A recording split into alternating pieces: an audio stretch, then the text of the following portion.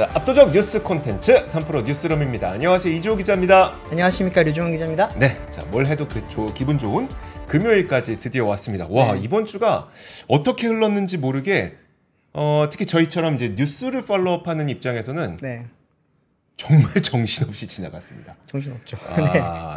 또 이번 한 주 동안 그 하이브 사건도 엄청 크게 터졌는데 네. 잠시 후에 저희가 퇴근길 라이브 시간을 통해서 퇴근길 라이브 맞죠? 네, 네. 맞습니다. 네. 심층 인터뷰. 심층 인터뷰 시간을 통해서 네. 또 저희가 하이브 그리고 미니진 대표와의 이 분쟁건에 대해서 아주 자세하게 짚는 시간이 있으니까요. 그 시간도 많은 사랑 부탁드리도록 하겠습니다. 그럼 첫 번째 뉴스부터 한번 가보도록 하죠. 네, 첫 번째 뉴스는 잠깐 미니진 씨 이야기는 좀 있고 네. 오늘 실적 발표들이 굉장히 많았습니다. 이번 주가 지금 기업들의 실적 발표 시즌이긴 한데 어제 현대차가 실적이 좀 괜찮았잖아요. 네. 오늘은 기아 실적이 이제 나왔는데 기아는 더 좋습니다. 영업이익률이 13.1% 나왔어요. 이익률이 13.1%요? 네. 사실 제조업은 보통 이제 두 자릿수 영업이익을 거두기가 굉장히 맞아요. 어렵거든요. 네. 그런데 이제 작년에 기아가 굉장히 좋았습니다. 작년 1분기 때도 12.1%라는 말도 안 되는 높은 영업이익률을 올렸는데 네. 이번에는 여기서도 이제 1%포인트 더 오른 이제 13.1%를 기록을 하면서 역대 기아 이제 실적 중에서 분기 실적 중에서도 가장 높고 1분기 중에서도 가장 높고요. 그럼 역대 최대 실적을 거뒀습니다. 사실 우리가 테슬라의 높은 밸류에이션을 줬던 이유가 네네. 워낙 생산 공정 자체를 자동화시키고 그렇죠. 굉장히 생산 공정의 혁신을 이룸으로써 마진이 높았기 때문에 네, 그 부분도 맞습니다. 충분히 있었잖아요. 네, 작년 1분기까지만 하더라도 사실 테슬라가 두 자릿수 영업이익률을 보여주면서 과연 테슬라다 이런 이야기가 많았었는데 작년 이제 2분기부터 조금 힘들어졌죠. 네. 그리고 이제 올 1분기 같은 경우에는 테슬라의 영업이익률이 5.5%가 나왔습니다. 그러면 기아가 2배가 넘네요. 기아가 2.4배 높습니다. 제가 계산을 해봤는데 네. 지금 현대차 같은 경우에 영업이익률이 8.7%가 나왔고요. 네. 그리고 이제 기아 같은 경우는 13.1%가 나왔습니다.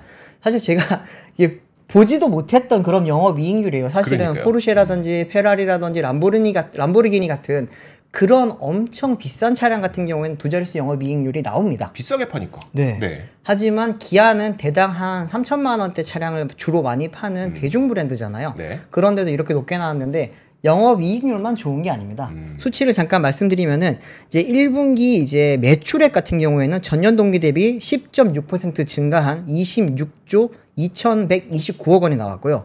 영업이익은 19.2% 오른 3조 4,257억 원이 나왔습니다. 3조요? 3조입니다. 네. SK 하이닉스보다 더 나왔습니까? 더 나오죠. 그렇네요. 네.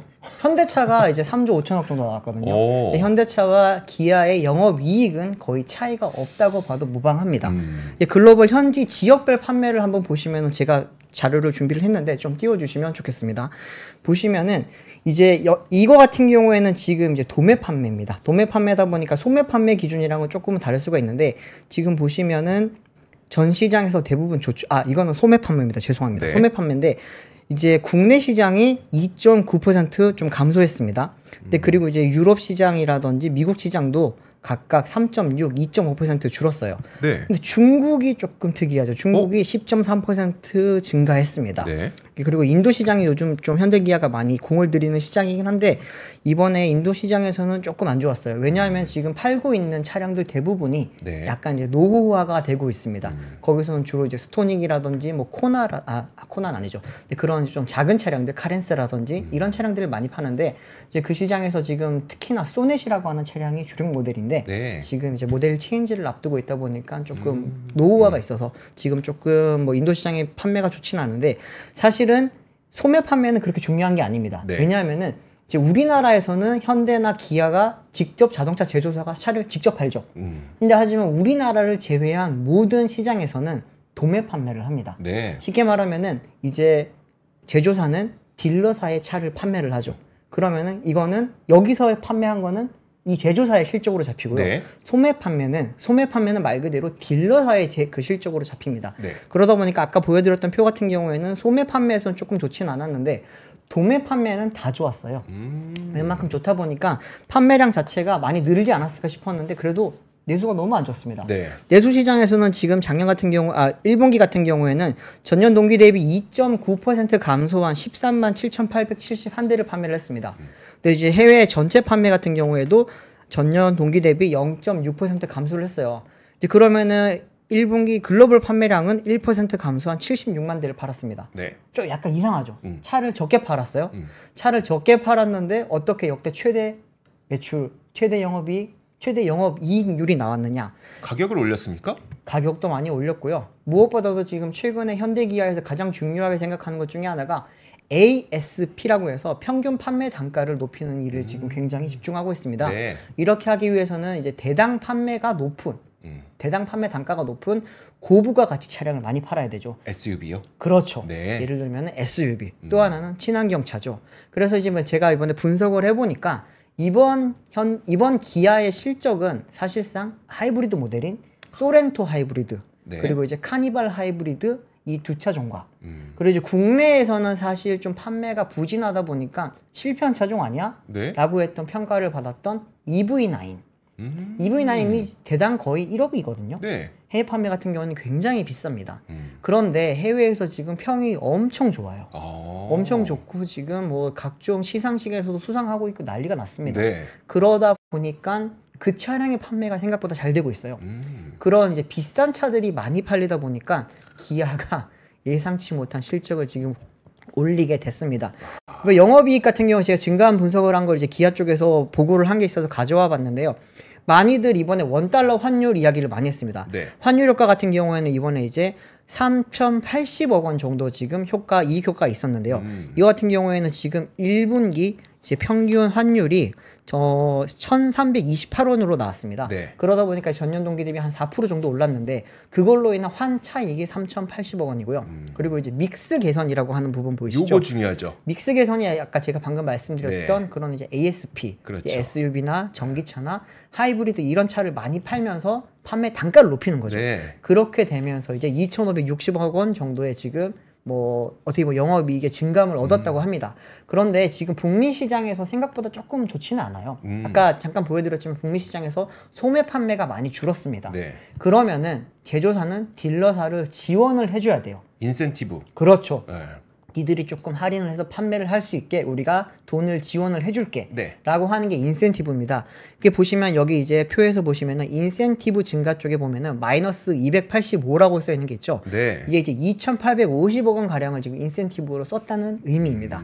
그리고 이제 기타 비용, 여기는 대부분 이제 마케팅이라든지 판관 비용이 들어가는데 네. 이게 총 한 6,340억 원 가량 썼습니다. 굉장히 많이 썼죠. 많이 쓰긴 많이 쓰네요. 굉장히 많이 썼음에도 불구하고 비싼 차가 많이 팔리다 보니까 판매량이 줄어도 영업이익률이 두 자릿수, 특히나 이제 13.1%가 나올 수 있었습니다. 사실 저는 이런 실적 볼 때 이 가격 인상하고 환율 효과 이 두 가지 때문에 실적이 확 좋아지면 사실 좋긴 좋은데 이제 특히 환율이라고 하는 거는 우리가 미래를 예측할 수가 없는 영역이다 보니까 그렇죠. 이게 다음 분기에는 없어질 건지 아닌지 우리가 어떻게 알아? 이렇게 되는 거잖아요. 근데 지금 보니까 환율 효과 분명히 있긴 하지만 그것보다도 중요한 게 지금 믹스 개선. 와, 그리고 가격 인상 효과. 이쪽이 참 좋네요. 좋죠. 좋습니다. 지금 특히나 이제 친환경차에 대해서 지금 기아가 많이 강조를 하고 있습니다. 사실 이제 표도 한번 잠깐 다시 보여주시면 좋겠는데 하이브리드가 많이 팔린다고 하잖아요. 네. 근데 하이브리드가 얼마나 많이 팔리냐면은 이제 전년 동기 대비 30.7% 가량 증가했습니다. 판매량이. 그러다 보니까 전체 판매에서 차지하는 판매 비중도 9.7%에서 12.8%로 높아졌고요. 또 이제 PHEV라든지 전기차라든지 이런 전체 친환경차의 판매 비중도 작년 1분기 때는 18.1%였는데 지금은 21.6%로 굉장히 높아졌습니다. 이렇게 지금 사실 판매량이 이렇게 판매 비중이 높아졌다는 거는 아까 말씀드렸지만 친환경차는 비싸요.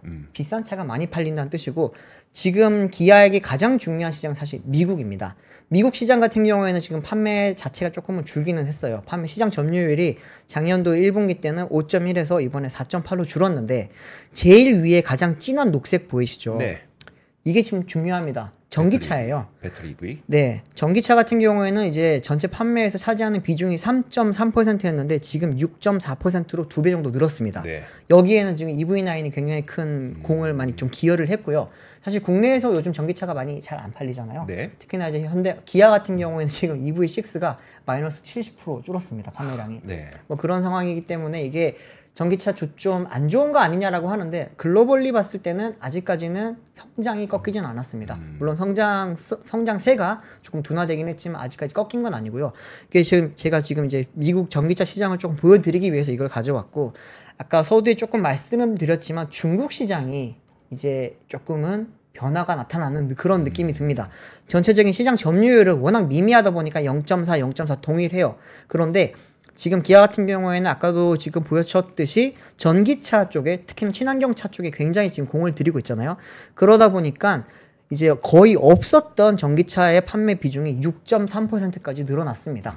여기에는 이제 지금 잠깐 가려지긴 했는데, 지금 기아가 중국 전용 차량으로 만들어낸 게 EV5라고 하는 전기차가 있습니다. 네. 이 차량 같은 경우에는 중국 전용 모델로 만들었는데 지금 여기에 지금 중국 배터리가 들어가고요.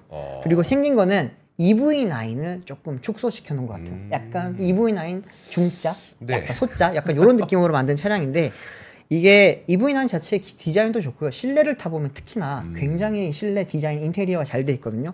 그러다 보니까 중국 차들이 요즘 전기차들이 굉장히 좀 난립을 하고 있지 않습니까? 그런 상황에서도 조금 이렇게 경쟁력을 가져가는 느낌이고요. 이게 사실 기아만 좋은 게 아닙니다. 이제 어제 나왔던 현대차, 그리고 오늘 또 모비스도 나왔거든요. 네. 모비스 같은 경우에도 지금 매출이 13조 8,692억 원으로 전년 동기 대비 5.4% 줄었고요. 근데 영업이익이 이제 5,427억 원으로 29.8% 늘었습니다.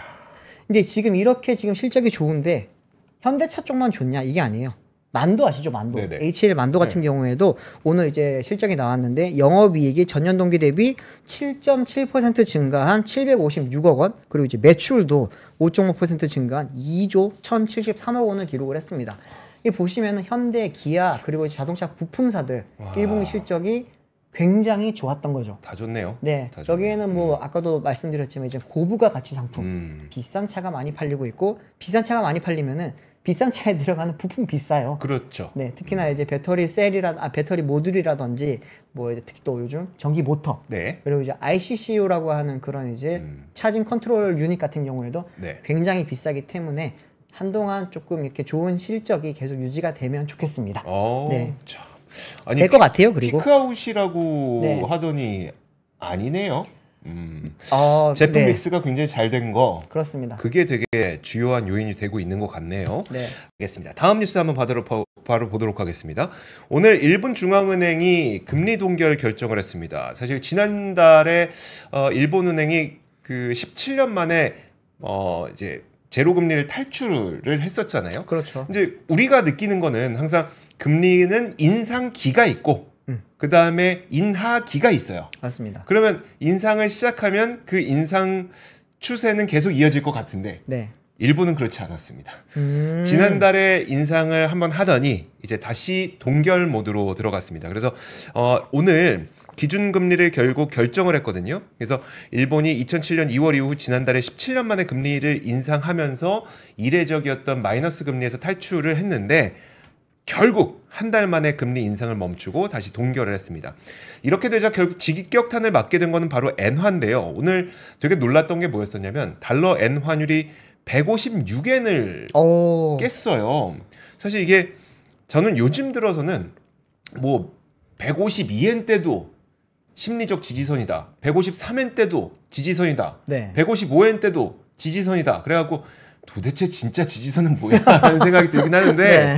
어쨌든 지금 156엔이라고 하는 거는 시장에서 상당한 지지선으로 생각을 했던 라인이었었거든요. 네. 근데 이걸 깨고 넘어갔습니다. 물론 지금은 약간 다시 내려와서 155.9엔 정도까지 내려오긴 했습니다. 근데 156엔을 넘어선 건 1990년 5월 이후 34년 만입니다. 와.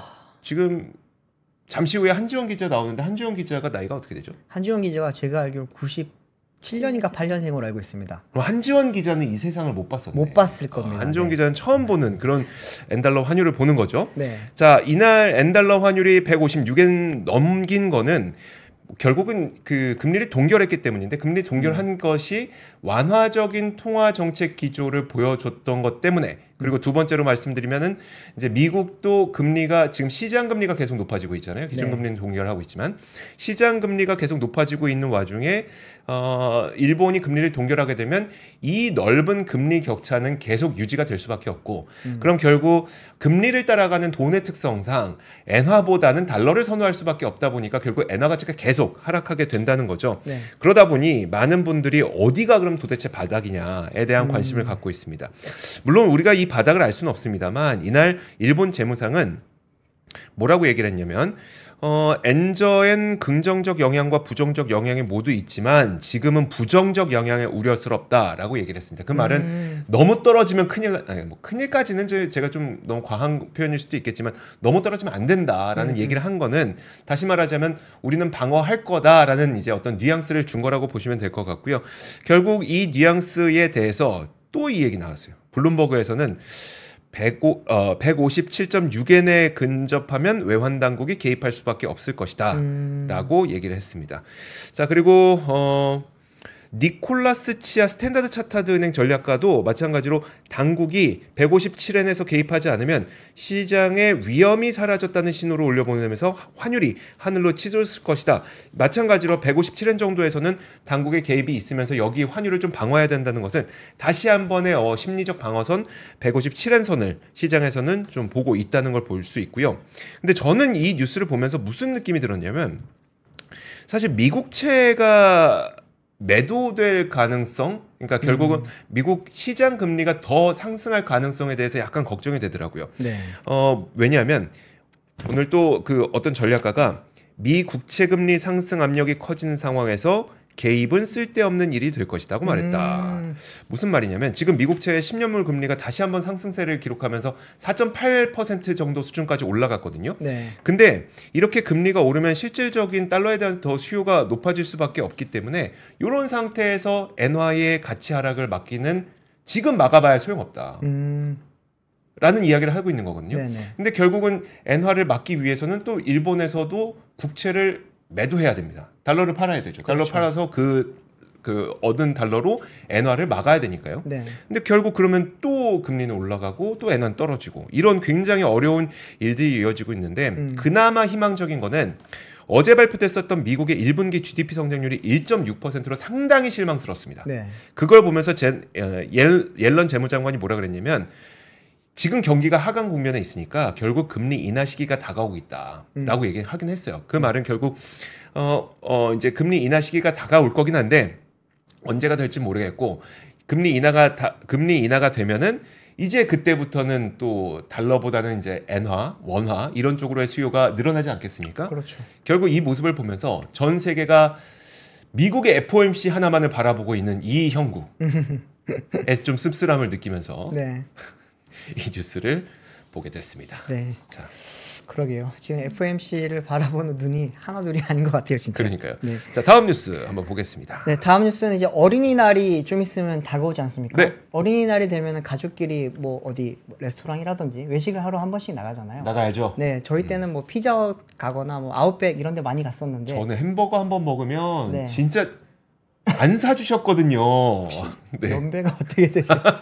사실 어릴 때 생각해보면 뭐 맥도날드라든지 롯데리아에서 이렇게 생일 파티 많이 네. 했었잖아요. 그런데 5월 달에 가정의 달인데 맥도날드, 피자, 치킨집 이런 가격이 다 오른다고 합니다.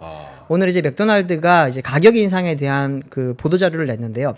다음 달 2일부터 16개 메뉴 가격을 평균 2.8% 올린다고 했습니다. 네.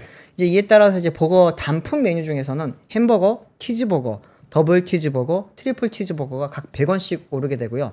불고기 버거는 300원, 에그 불고기 버거는 400원씩 인상이 됩니다. 뭐 빅맥이라든지 맥스파이시 상하이 버거 단품은 이렇게 동결이 되기는 하는데, 탄산음료 단품, 뭐 사이드 메뉴 이런 게 다 오르다 보니까 세트 가격 같은 경우에는 네. 6,900원에서 7,200원으로 300원 오릅니다. 쉽게 생각하시면은 빅맥 세트 가격이 6,900원에서 7,900원으로 이렇게 7,200원으로 300원 오른다는 그런 의미입니다. 지금 맥도날드 가격 인상이 얼마 만이냐면은 6개월 만입니다. 6개월. 그거밖에 안 됐습니까? 네. 작년 이제 11월 2일부로 13개 메뉴 가격을 평균 3.7% 인상을 한 바 있고요. 지난해 2월에도 또 일부 메뉴 가격을 평균 5.4% 올린 바가 있습니다. 이거는 지금 맥도날드 쪽에서는 이제 어쨌든 원자재 가격 인상에 따른 어쩔 수 없는 불가피한 인상이라고 하는데 맥도날드가 작년에 매출액이 역대 최대치를 기록을 했습니다. 1조 2,920억 원을 기록을 했다고 합니다. 또 가맹점을 제외한 직영 매출도 이제 처음으로 이제 1조 원을 돌파를 해서 1조 1,180억 원을 올렸다고 합니다. 이렇게 좀 가격을 많이 올리다 보니까 영업 손실 자체는 좀 많이 줄었다고 해요. 27% 감소를 했다고 하고요. 피자헛 같은 경우에도 지금 다음 달 2일부터 갈릭포트 슈림프, 치즈킹 등 프리미엄 메뉴 가격을 올린다고 합니다. 근데 이제 또 피자, 햄버거 안 먹으면은 치킨 먹어야 되잖아요. 그렇죠. 치킨도 예전역에 올랐잖아요. 계속 올랐잖아요. 네. 근데 이제 파파이스도 올린다고 하고요. 파파이스 같은 경우에는 치킨, 샌드위치, 사이드 메뉴 가격을 평균 4% 올립니다. 이렇게 되면 직전보다 100에서 800원 오른다고 하는데 지금 뭐 노브랜드 버거 같은 경우에도 이번에 이제 최근에 맞아요. 3.1% 올렸잖아요. 올리기로 했습니다. 근데 이런 이제 어떻게 보면은 식음료라든지 가격 인상폭을 보면은 100원, 뭐 200원, 800원 이렇게 들으면서 많은 분들이 아이 뭐 100원 올리는 걸로 그래. 뭐 800원 올리는 걸로 그래. 예전에 초코파이는 10원 올리면 난리 났거든요. 근데 그걸 가지고 이제 사람들이 그 액수 자체를 가지고 많이 이야기를 하시는데 네. 요율로 봐야 됩니다. 맞아요. 인상률로 봤을 때는 5% 오르고요. 4% 오르고 예를 들어서 그 아까 말씀드렸던 초코파이가 10원이 오르게 되면은 거의 한 6, 7% 오르는 가격이었거든요. 네. 그런 거를 봤을 때는 이게 결국에는 우리 이제 먹거리 인상 그리고 먹거리 가격 인상 또 인플레이션과 연결되기 때문에 좀 마냥 그냥 이렇게 적은 액수로만 볼 건 아닌 것 같습니다. 근데 그 지금 안 그래도 간레이님도 마진 올려서 배 채우려는 거라고 하는데 네네. 사실 우리가 총선 전에 굉장히 가격이 안정이 되어 있었잖아요. 안정화 시켜가고 있었죠. 안정을 네. 시키려고 뭐 이렇게 여러 가지 이제 뭐 무언의 어떤 네. 뭐 그 압력들도 있었고 결국 근데 그 당시에 제가 이제 식료품 업체들하고 좀 이야기를 나누다 보면은 네. 되게 힘들어하긴 합니다. 맞습니다. 그러니까 왜냐면 원재료 가격이 진짜 너무 많이 올랐어요. 뭐 설탕 가격 올랐죠. 그 코코아 가격 많이 오른 건 다들 아시죠? 네. 그 코코아 가격 때문에 안 그래도 그 가격 말씀해 주셨는데 그 롯데웰푸드에서는 1,200원짜리 초콜릿을 1,400원을 올린다고 했거든요. 근데 네. 그러면 20%가 넘는 가격 인상이거든요. 그렇죠. 근데 이게 본인들도 너무 힘든 겁니다. 자꾸 이렇게 그렇게 얘기하는데 네. 그래서 사실 이거를 그래서 저희가 1분기 동안 항상 걱정을 했던 게 현실적으로 우리가 느끼고 있는 이 체감 물가가 너무나도 심해지고 있고 네. 그 체감 물가가 상승하고 있는 원인에는 원자재 가격 상승 뭐 그 아까 뭐 밀, 코코아, 콜라 저기 설탕 다 올라가고 있죠. 거기에 또 그 기름값 올라가고 네, 있죠. 인건비 맞아요. 올라가고 있죠. 그러니까 이게 뭔가 누굴 탓하긴 힘든데 탓하긴 힘든데 굉장히 우리는 힘들어지고 있는 이런 상황. 네. 이라고 그래서 좀 걱정을 했는데 잠시 후에 제가 기회가 되지 못할 것 같은데 지난 1분기 우리나라 GDP 성장률 1.3% 서프라이즈 나왔잖아요. 그렇죠. 소비가 그렇게 좋았다고 합니다. 네. 그래서 다들 틀린 거예요. 저희도 틀렸고. 네. 그래서 저희 다들 틀린 겁니다. 통계청, 한국은행 다 틀렸습니다. 어쨌든 자 다음 뉴스 네. 한번 보도록 하겠습니다. 다음 뉴스는 한지원 기자가 준비했습니다. 네. 한지원 기자가 오늘 준비한 게 어떤 거였죠?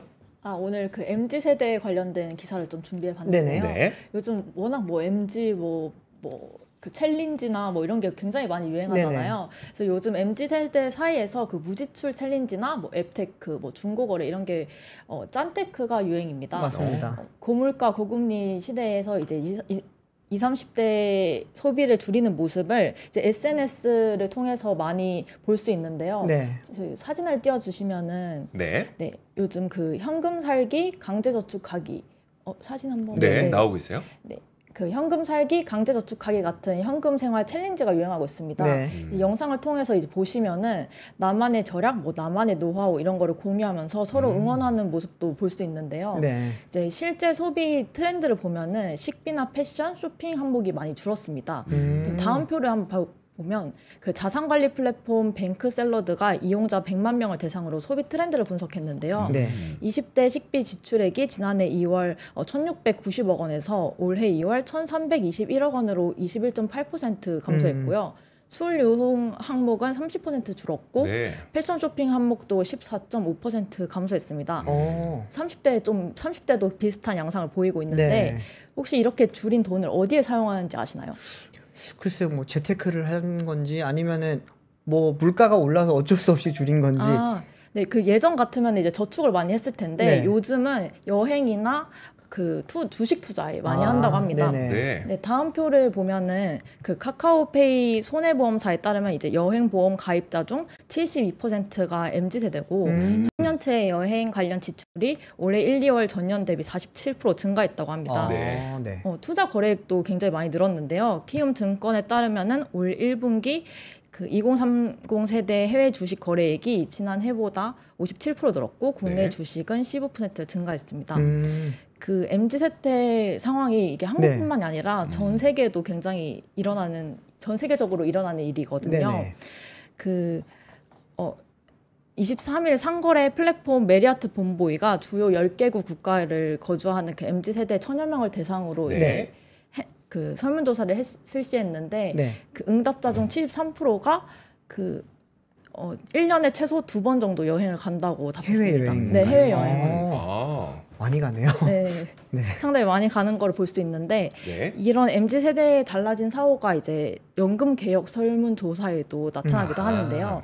이 다음 표 보여주시면은 그 시민 대표단 492명을 대상으로 연금 개혁 설문조사를 실시했는데요. 20대 중에 79명이 53.2%가 더 내고 더 받는 1안을 선택했고 그 2안이 더 내고 그대로 받는 건데요. 이게 44.9%를 선택했습니다. 그렇죠. 이게 좀 그 1안과 2안을 좀 정확하게 정리를 해봤는데 다음 페이지 보여주시면은 그 1안은 노후 보장 기능을 강화하는 거고 2안은 미래 세대의 부담을 고려하는 겁니다.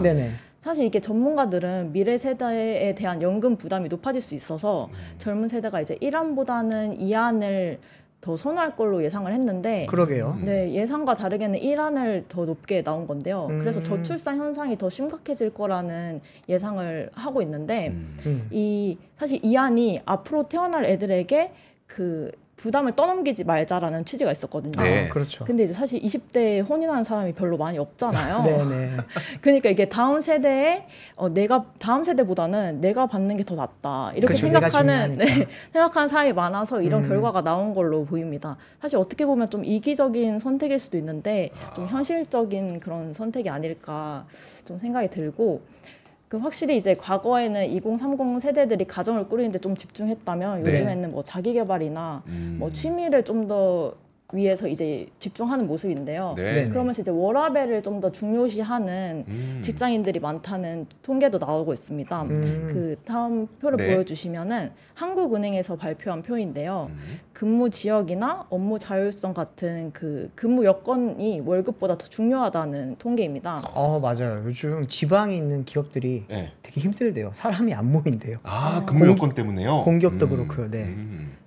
그 근무 여건 중요시하는 이 취업자가 작년에 31.5%로 5년보다 9% 넘게 증가했고요. 엄청 많이 늘었네요. 임금 수준은 이제 5년 전과 비슷한 26%. 비슷하네요.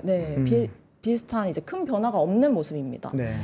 근데 하는 이런 원인으로 여성과 이제 고학력자 비중이 좀 높아졌기 때문이라고 분석을 했거든요. 근데 왜냐하면 이제 좀 여성은 뭐 임신이나 육아 이런 것 등으로 좀 자유로운 근무제를 좀 선호하는 편이고 고학력자들은 이제 이미 전문직에 많이 종사하기 때문에 워라밸을 더 중요시하는 것으로 보입니다. 되게 조사를 많이 했습니다. 조사를 많이 했는데 사진이 많아서 왜요? 아쉬우세요? 아닙니다. 아니죠. 자, 우리 한지원 기자가 최근에 나오고 있는 여러 가지 이제 뉴스들을 통해서 과연 요즘에 20, 30대들은 어떤 그 사고 방식을 갖고 있고 또 어떤 그 경제 방식을 갖고 있는지에 대해서 다양한 좀 조사를 했습니다. 보니까 어떠세요? 우리가 그냥 마냥 머릿속으로만 생각했던 거랑은 조금은 다른 결과들로 있네요. 연금 개혁 같은 경우에도 그렇고 다들 돈을 많이 중요하게 생각할 거라고 봤는데 네. 실제로는 근무 여건이 더 중요하다. 뭐 이런 걸 봤을 때는 사실 우리가 MZ들에 대해서 잘 아는 척을 하는데 네. 어쩌면은 기성세대들은 잘 모를 수도 있다라는 그런 생각도 듭니다. 자, 그렇습니다. 네. 그러면 한지원 기자와 이야기 나눠봤고요. 다음 뉴스 한번 보도록 하겠습니다. 자, 다음 뉴스 이거 산업 뉴스 하나만 전해드릴게요. 네. 제가 오늘 좀 꼭 보여드리고 싶었던 게 있었는데 뭐냐면 일단 오늘 나왔던 뉴스를 전해드리면 하나큐셀이 중국 공장을 셧다운한다는 소식이 있었거든요. 네네. 지금 요즘 중국의 과잉 생산이 글로벌적으로 정말 핫 이슈가 되고 있습니다. 대표적인 과잉 생산 품목 가운데 하나가 바로 태양광 패널이기도 맞습니다. 하고요. 근데 한화큐셀이 결국은 이제 그 수익성이 안 나오다 보니까 이 중국 공장을 셧다운하기로 했는데. 제가 사실 말씀드리고 싶은 건 뭐냐면 이게 지금 표 하나 보여드릴 텐데요. 네. 한국은행이 내놓은 글로벌 태양광 설치량 현황입니다. 이거 2023년까지만 보세요. 3년까지는 이제 집계가 된 거고 네. 2024년부터는 전망치니까 여기까지 네. 보세요. 아니 태양광 산업이 힘들어서 중국 공장까지 닫는다는데 설치량 이게 실화입니까 이게? 뭔가 인지 부조화가 나타나지 않습니까? 네, 이해가 안 되네요. 사실. 그러니까 이게 정말 인지 부조화가 나타날 수밖에 없는데 보시면은 뭐 200기가였던 설치량이 이제 1년 만에 400기가까지 2배 가량 늘어나는 그런 태양광 설치량은 엄청나게 많이 늘어나고 있습니다. 네. 근데 중국의 저가 공사가 얼마나 심각한지를 보여주는 보도부터 한번 보여드릴게요. 이게 뭐냐면 그 제목부터 한번 보시면 얼마나 태양광 패널이 싸졌는지 담장으로 사용한다. 이거 담장입니다. 담장. 나무로 안 만들고 네. 담장을 이제는 태양광 패널로 쫙 연결해서 나무보다 싸더라. 나무보다 싼 패널이라니. 이 어느 정도 공급 과잉인지 이걸 또 보여드리는데 네. 지금 오른쪽에 하늘색 있잖아요. 이게 하늘색이 중국에서 수출되는 모듈과 셀 양이고요. 네. 그리고 옆에 있는 진한색 그래프가 글로벌 인스톨레이션, 그러니까 얼마나 설치량. 설치량에 비해서 2배씩 공급된다. 와. 중국에서 나오는 게 2배다. 중국에서만 나오는 게 2배다. 그러면은 네. 가격이 어떻게 됐습니까? 가격이 이렇게 되는 거죠. 당연히 프라이스 다운 될 수밖에 없고. 이건 지금 정말 붕괴 가격이 수준이네요. 붕괴. 그러니까요. 그러니까 네. 패널 설치량은 급격하게 많아지는데 네. 이 정작 태양광 그 패널 기업들은 적자에 허덕이고 있는. 그렇죠. 그러니 이 옐런 재무장관이 중국에게 가서 니네 공급 과잉이 공급망을 해치고 있다 이런 얘기를 하겠습니까? 안 하겠습니까? 할 수밖에 없죠. 자, 이 관련된 내용도 저희가 압권 그 채널에 관련된 내용이 조만간 또 업로드가 될 예정이니까요. 그것도 네. 한번 참고해 주시면 될 것 같고 마지막 그 단신 하나만 간략하게 볼까요? 단신 하나만. 네, 뭐 이거는 재건축 뉴스인데요. 오늘 목동 14단지가 재건축이 드디어 이제 35층에서 60층으로 추진된다라고 하는 이야기가 나왔습니다.